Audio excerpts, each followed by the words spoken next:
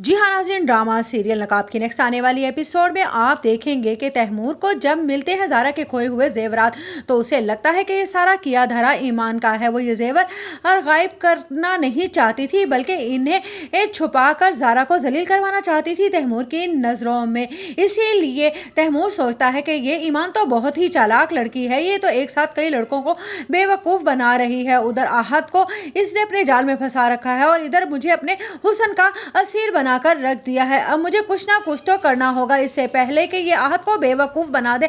मैं ही इससे फ़ायदा उठा लेता हूँ। इसीलिए तैमूर जब उसे लेकर जाएगा लैला के फ्लैट पर और उसके साथ बदतमीज़ी करने की कोशिश करेगा तो उस पर ईमान कहती है कि मैं आपको भाई समझती हूँ और ये आप हद से बढ़ रहे हैं। जिस पर कहता है तैमूर, अब मुझे तुम्हारे बारे में सब कुछ पता चल गया है, इसलिए अब ये झिझक कैसी। जिस पर कहती है ईमान कि मैंने आपसे कहा ना, जैसा आप समझ रहे हैं वैसा कुछ नहीं है। उस दिन मैं आहत के कमरे में ज़रूर गई थी लेकिन आप जानते हैं कि ये सब कुछ भी ज़ारा भाभी का ही किया धरा था उस वजह से, वरना वहाँ पर आहत मौजूद नहीं था। जिस पर तैमूर कहता है अब ये झूठ और बेवकूफ़ किसी और को बनाना, मैं तुम्हारे हाथों बेवकूफ़ बनाने वाला नहीं।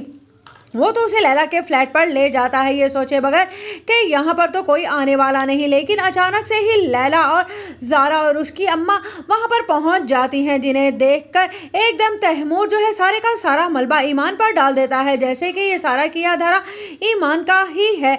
उधर आप देखेंगे कि जब अब पता चलता है आहत को कि सब कुछ हो रहा है तो वो कहता है कि ये कुछ अच्छा नहीं हुआ, लेकिन बिलाल को समझ आ जाती है कि तैमूर ने अलग अपने इस्तेमाल के लिए ईमान को इस्तेमाल करना चाहा और उधर आहत ने भी, क्योंकि उसको ईमान ऐसी लड़की हरगिज़ नहीं लगती है। बिलाल को लगता है कि अब उसे वापस आना होगा और उसकी प्रोटेक्शन करनी होगी, लेकिन उससे पहले ही ईमान के घर वाले आ जाते हैं और ईमान को भी बुरा भला कहते हैं और कहते हैं हमें तुमसे ये उम्मीद नहीं थी कि तुम इस